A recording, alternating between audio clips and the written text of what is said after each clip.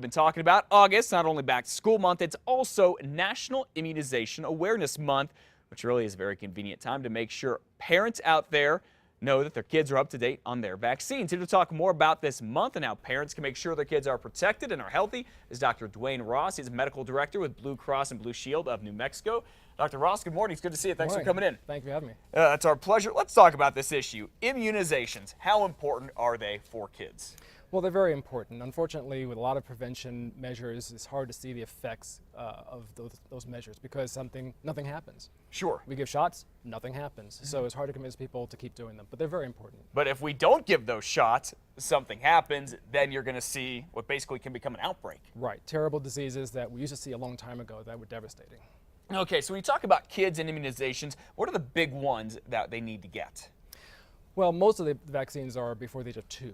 And Okay. there's about 14 different diseases that we cover during that time period. So there's whooping cough, there's polio, there's chicken pox, etc. So there's a lot of them that occur in that age bracket. Okay, you talk about, let's just take for instance, whooping cough. Yeah. I still hear about that, and I go to the pharmacy to pick up a prescription, and I see all these signs about get your whooping cough vaccines. Is that something that is now, that adults need to get too?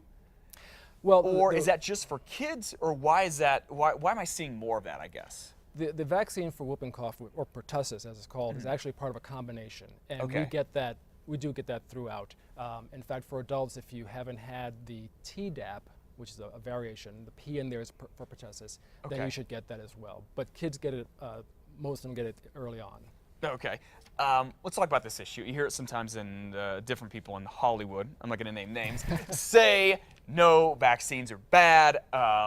Their thoughts, I don't even know how true it is, they could cause autism or Right. things of that nature. Is there any truth to that? Is there any reason, if I'm a parent, why I should be worried about getting my child a vaccine? No, that's the short answer. The scares about autism were started by a physician who has since been shown to have been less than honest about his research. It caused a lot of subsequent research that showed that in fact vaccines are very safe. You should always talk to your doctor though about possible side effects, and there are Sure. soreness, a fever, things like that, but nothing like the things that he was claiming. What about this thought that sometimes, say particularly with the flu, every time I get the flu vaccine, I feel like I get sick afterward? Is that just a mental thing? Do you ever get Right. sick after getting a vaccine? Well, the strange thing about the flu shot is that during the flu season, there are lots of other viruses you can get. Sure. So it only covers 3 strains of flu. That I guess the specialists pick out every They year, pick and they out think these based are going to on- be the most popular. Based on what's going around the globe, Yeah. and you give you a shot for that. And you can still get everything else that's going around. So the idea is not to say you will never get sick during that season. It's just to stop you from getting the flu and being very, very, very sick. Okay, and I think one thing, particularly you work with this a lot, parents need to know that if they don't have the money or they don't have insurance, there's still ways to go ahead and get their kids vaccinated. Oh, sure. The state has a program, Got Shots, Protect Tots.